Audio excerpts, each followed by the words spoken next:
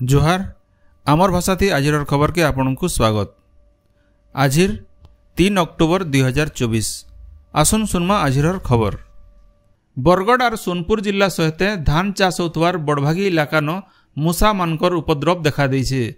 मूसा माने धान गछ काटी नौछन। चाषी माने मूसा मान को मारवार लगी आयर मान के धाने मोहरा झिटिकी पकाउछन। गला केते बरस हेलान मूसा और नेउल मूसा मानकर संख्या इ इलाका न बढ़ीचे। सियाड़े आयर मान के लटामरा उसु मारवार लगी आयर तले दुएल करी रहुतबार मूसा माने खेत भीतर के जाउछन और धान गछ काटिकरी नुकसान करुछन बोली सियान चाषी माने कहिछन। रायजे हाईस्कूल मान के खाली पड़िथिबार शिक्षक पद भी बहुत जल्दी पूरण हेबा। इथिर लगी विद्यालय और गणशिक्षा विभाग तरफु प्रक्रिया मूलहीचे। जिला शिक्षाधिकारी मानकु स्कूल मान के खाली थिबार शिक्षक पदवी बाबदे माध्यमिक शिक्षा निर्देशकों को रिपोर्ट देवार के विभाग तरफु कहा जाइछे। इ नियुक्ति करवार दायित्व Odisha staff selection commission OSSC के दिया जाइछे। नियुक्तिर 2 बछर तक शिक्षक मानकु प्रोबेशन पीरियड थी रखा जिबा। इतार उतरु सेमानकर योग्यता देखिकी नियमित करा जिबा। इ बाबदे विद्यालय आउ गणशिक्षा विभाग तरफु गोटे संकल्प पत्र बाहरीछे। आय दसरा मासर उज्जवल पक प्रतिपदा तिथिनु राज्यर सबु शक्तिपीठ मानके माँ दुर्गांकर नवरात्रि पूजा मूल होउछे।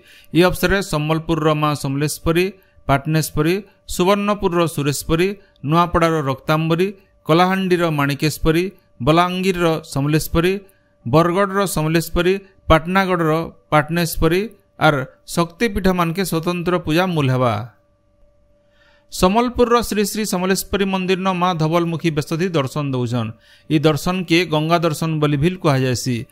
धारी होइतबा नीति निर्घंट अनुसार सकालर 5 बजेनु माँ समलेश्वरी धवलमुखी दर्शन मूल होइछे। भोग लगी दिनर 11:55 नु 12:30 बजे तक दर्शन बंद रहेबा। सेंता बेलबुडार 7:45 नु 8:30 बजे तक संध्या आलती लगी साधारण लोके मांकर दर्शन नाय करि पारन। इनो जनै दिया जाई पारे जे माँ धवलमुखी बेसथी आबा काल तक दर्शन देवे। बरगढ़ अधिष्ठात्री देवी माँ समलेश्वरी आज शैलपुत्री बेसथी भकत मानकु दर्शन दौछन। मांकर दर्शन लगी आज सकालु भकत मानकर बनिया भीड़ हेइछे। नुआपड़ा जिला खड़ियालर गड़रक्षक देवी माँ रक्तांबरी परंपरा अनुसार गला राति मंदिर के प्रवेश करिछन। अमावास्या तिथि रे मांकर पीठन पारंपरिक रीतिनीति थी पूजा ध्वजा कलाउतारू माँ छतरन विराजमान करथिले। छत्रिया झाकर पाइक और देवींकर सेवकारींकर सहित माँ मंदिर के प्रवेश करथिले। सेंता आज प्रतिपदा राति खड़ियालर अधिष्ठात्री देवी माँ समलेई पीठनु छतरन विराजमान करी मंदिर के आसबे।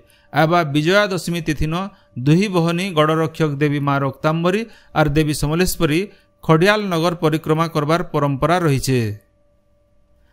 बरगढ़ जिला भटलीर प्रसिद्ध दधिबावन पीठर चक्रतीर्थ पुष्करिणी न गलाकाल महालया अवसर तिल तर्पण करा जायछे।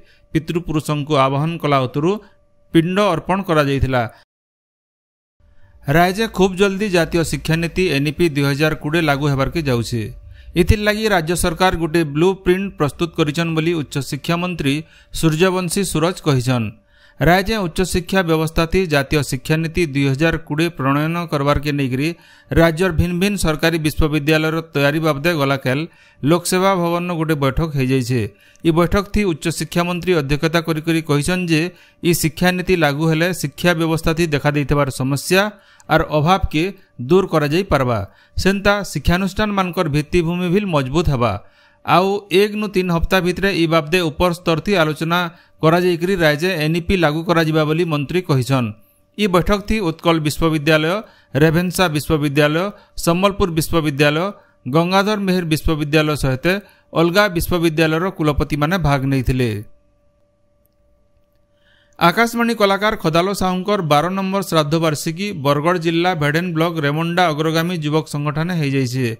प्रफुल्ल पंडांकर अध्यक्षतान होइथिबार सभा थी कलाकार जोगेश्वर साहू, परशुराम पात्र, सांबादिक हेमंत नायक जोग देइकरी स्वर्गत साहुंकर स्मृतिचारण करथिले। इ अवसर स्वर्गत साहुंकर सुरता थी से गाइथिबार गीत मानकु नेकरी संगीत संध्या कार्यक्रम होइथिला।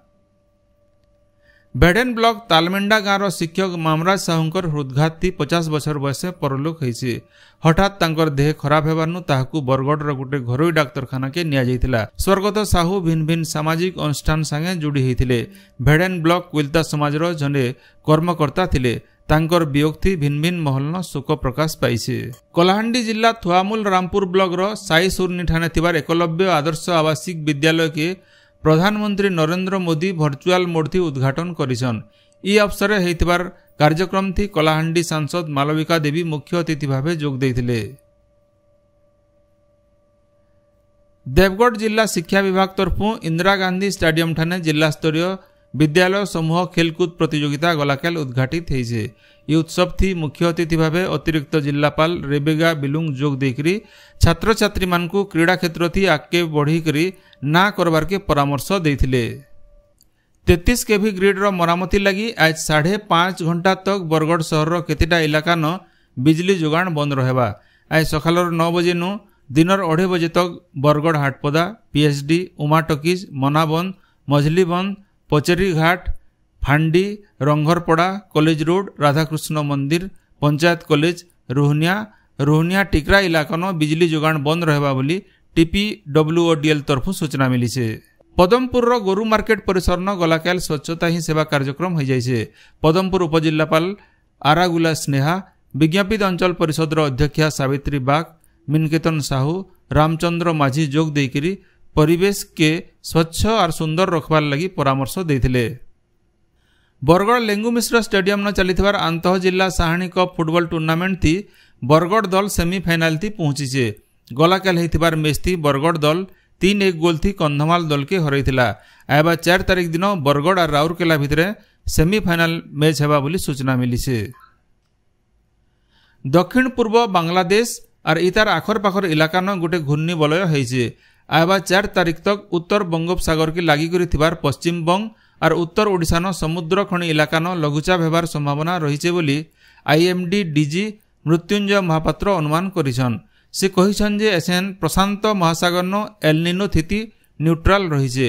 अक्टोबर की नवेम्बर तक ला निना स्थिति रही पारे। इतार प्रभाव थी उत्तर भारत न तापमात्रा स्वाभाविक ठानु कम रहबार संगे अतका ठंडा होई पारे। सेंता डॉपलर राडार लगी ऑर्डर दिया सरीछे। आपण माने सबुदिन सुनुछन आमर भाषाती रेडियो खबर सम्बलपुरी समाचार। सम्बलपुरी समाचार बाबदे आपणकर मतामत देवार सहित ई काम के आगे जारी रखबार लगी तहक और सहयोग देवार के अनुरोध। आमर यूट्यूब चैनल के लाइक, शेयर और सब्सक्राइब करुन आउ फेसबुक पेज के फॉलो करुन। जोहार।